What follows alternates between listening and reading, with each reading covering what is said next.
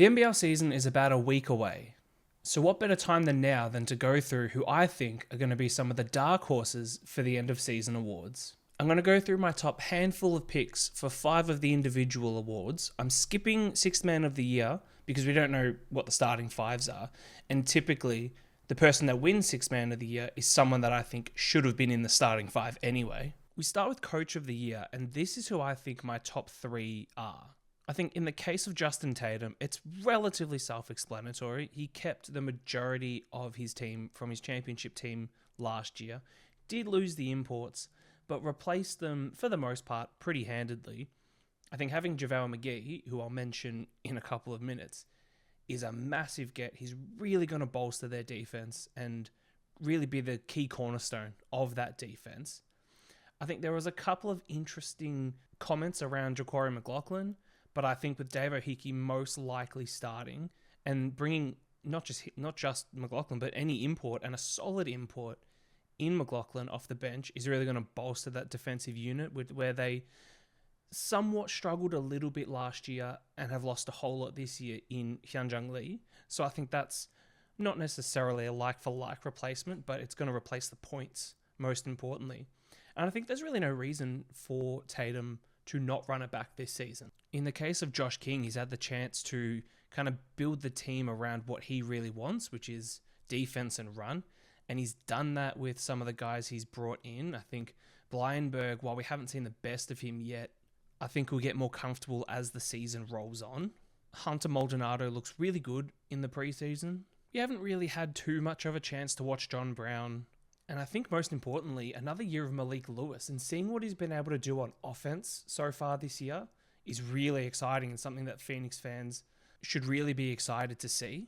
And then I think Owen Foxwell as well. I don't know if he's going to start in this team. I think he should, but based on the offseason that he had, his stint in New Zealand, and then the confidence that he would have gained with the Asia Cup with the Boomers, where he was starting and playing really well. Now, for Mike Wells, this is if everything works out well. And we don't know yet. We haven't seen Bryce Cotton on the floor. We haven't seen Trez on the floor yet. But I think if this situation, if this team works out, then Mike Wells has to be Coach of the Year because they'll be finishing on top of the ladder with everything having gelled and worked out. If he can get this team to buy in, put egos to the side, and get everyone to work together, then you already give him the Coach of the Year. Moving on now to Defensive Player of the Year. Now, I'm not going to spend too much time talking about the majority of these guys. Obviously, Shaley, every time he plays in the league, he's a perennial Defensive Player of the Year nominee. Same with Delhi. Will Magne's always there or thereabouts. I think specifically for Will, he has to be, like I've mentioned, he has to be the anchor of this Tassie defense. And he will be, and he is. And if he can anchor this defense and protect the paint as much as possible, then they might be a pretty good team. And the case for JaVale McGee is pretty straightforward. He averaged over a block a game throughout his entire NBA career, and he won Defensive Player of the Year in Puerto Rico just this last season. But I want to talk about Flynn Cameron. Now, Flynn is going to have the best season of his career at Adelaide this year. I've already mentioned that I think he should start, and I think he's probably the most important piece of this starting 5, partly for what he's going to do in, being the ball handler and allowing Bryce and DJ to play off the ball a little bit, but specifically defensively. He's going to have to guard the opposition's best guard pretty much every game. Now, there will be some games where, Adelaide might be playing against a team that's maybe not as strong in the backcourt, but playing against a Sydney, playing against a Brisbane, playing against a Melbourne United, Finn, who'll be most likely starting in the 3 for Adelaide, or with this kind of 3-guard situation, will be guarding the opposition's point guard or best player. Now, we never really got to see the best of Flynn at Melbourne because he was playing behind such superstar talent. Now he really has the chance to show what he can do. And I think he's going to have a bit of a chip on his shoulder. Being out of the rotation at games for Melbourne, not getting minutes in entire games at some point.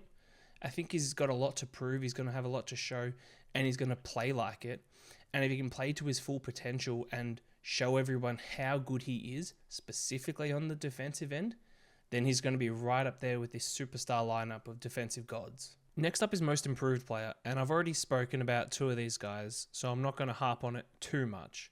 But I think, like I just mentioned, Flynn Cameron is in for a massive season, and it's not necessarily most improved for him. It's a chance for us to see how good he really is. For Foxwell, I think it's just his chance to build upon what he's already shown in the offseason and continue on with that. For Jalen Galloway, it's a bit of a cop-out answer because he got injured so early in the season, and he's already been nominated for most improved player, but I think coming off of that MVP performance at the Asia Cup and carrying on that momentum along with kind of the superstars that he's built around at Sydney, I think he's got a really good shot if he lives up to his full potential and if he can stay healthy. But I think this award is really Malik Lewis's to lose. Now, this could be seen as a little bit of bias because I got to call a couple of his preseason games, but he looks a whole lot better than last year. Now, that's not to say that he looked bad last year. I think he looked pretty good, but he was known almost exclusively as a defender. This offseason, he's really worked on his offense. In the 4 preseason games that the Phoenix have played so far, he's shooting 45% from 3. And some of the shots that he's taking are not, wide open threes because the defender's daring him to shoot. They're with a hand in his face. They're, running plays for him to take the 3. And he just looks a lot bigger and stronger as well, and a lot more willing to be aggressive, to look to score for himself. During last season, he was seen as a late second round pick in the NBA draft. And I think if he continues the trajectory that he's on right now and keeps continuing to build on that offense and look to score at times whilst not letting his already elite defense slip, then he is a shoo-in for most improved and a shoo-in to be, whether it be an early second round or even a first round pick in next year's NBA draft. Next up is the Next Generation Award. So this is the best player 25 and under. I've got 5 here, and all kind of for different reasons. I've already touched on Owen Foxwell. I've already touched on Jalen Galloway and why I think they're going to have big seasons. And it's the exact same reason why I think they might get the Next Generation Award. But these other 3 are all kind of for different reasons. Starting with Josh Bannon. Now, Josh has just moved to Tassie for a bit of more stability, and I think that works really well for him. Again, similar to Foxy and Galloway, had a pretty good showing at the Asia Cup. Didn't get a whole lot of minutes, but the confidence that he would have gained from that and what we saw in these preseason games and these games at the Blitz was a really reinvigorated Josh. Now, he's playing kind of the 4 and a bit of backup 5 to Magne, and I've touched on that a lot in previous videos. But I think he's really set for a really good year. There's, been a lot of pundits that have been talking about how balanced this Jack Jumpers team is, and I agree for the most part.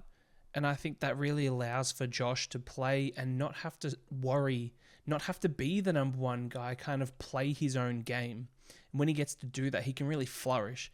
And I think he's going to have a good year. He's probably the one I'm the least sold on for the Next Gen Award. But if he can play up to his potential, then that's going to be really scary. For Sam Menenga, I think the stability of the Breakers this year is really going to help the Breakers as a whole, but him specifically. Last year was such a whirlwind with Taco coming in and all of the injuries and all of the different starting lineups that they had. So I think stability this year with Sam, I hope he starts in kind of a 4-5 alongside their new import. Really just grow on what was a solid year last year for him. He was averaging around 12 points. I think that's going to go up.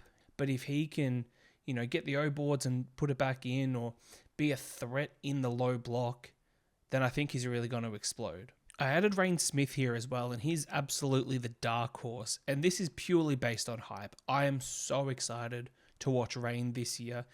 Got to see him a little bit in the Asia Cup and then unfortunately got injured, and so he's missed the Blitz. I cannot wait to watch Rain play. From what I've seen and from what people have told me, I am so excited to watch him. Look, is he going to win the Next Gen? I think if he lives up to his expectation, then yes. And if he lives up to the hype that I've got him specifically for, then he's going to be an absolute superstar. He's going to work perfectly with Adam Ford. I think with Jack McVeigh as well, that's going to be really good. But he's just going to let that ball fly. He's going to be, similar to what we saw from Hyunjung Lee the last couple of years. Adam Ford's, he's going to give him the ultimate green light. And if it all pans out, then wow.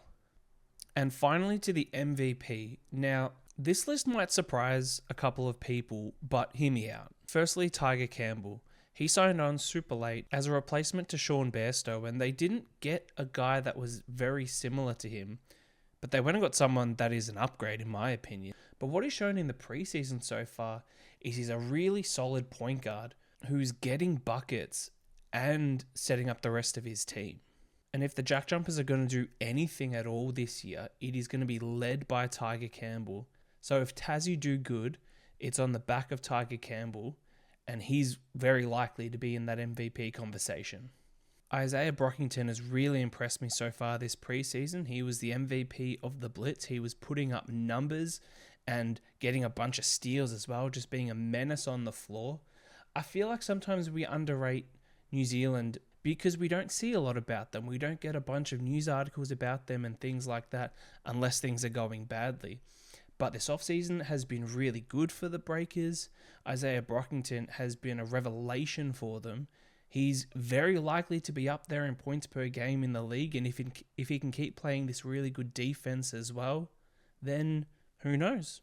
Bryce Cotton is probably the only non-surprise in this list. I mean, any year that he's in the league, he's in top 3 or 4 for MVP. He's coming off of an MVP, and he's got a chip on his shoulder this season. You know, he's been doing more media, things like that, talking about his exit from Perth and the way that he felt and things like that. And while we haven't seen him on the floor yet, and yes, there is questions about chemistry in Adelaide, I think if they can all work it out, then you've already got to give him the trophy. And I think especially he's going to put up potentially another 50 bomb the first time he goes back to the jungle because he's out for blood.